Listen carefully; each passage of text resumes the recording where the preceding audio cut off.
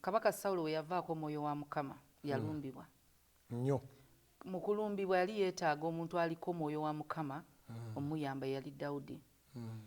Nti lumu nalabako omusumba nga bamusabira n'avaako emizimu.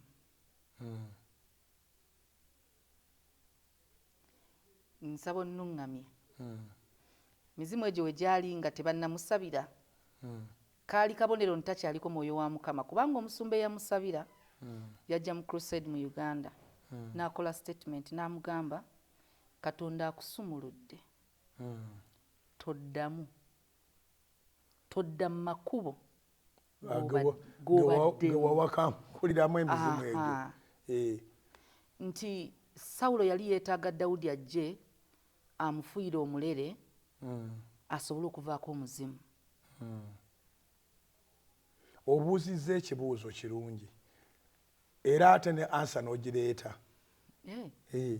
Kubanga kasa omusumba yavaako emizimu n'amusabidde wadde yali mugenyi nga tamanyi na bikolwa bye naye n'amugamba toddanga osumuluddwa toddanga mu makubo ago agaakuleetera okuba nga obadde nga bw'obadde. So buli lw'ova mu kkubo eno puroguramu eyitibwa The Way.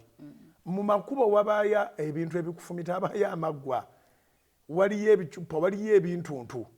So emizimu nga Katonda bw'atasosola mu bantu tegimanyi bitiibwa, ne sitaani tamanyi bitiibwa, tamanyi pasita.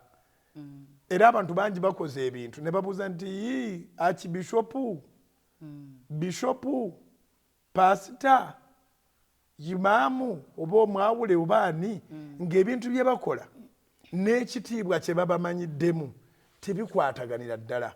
bw'aba alumba ebitiibwa tabimanyi. Butereevu.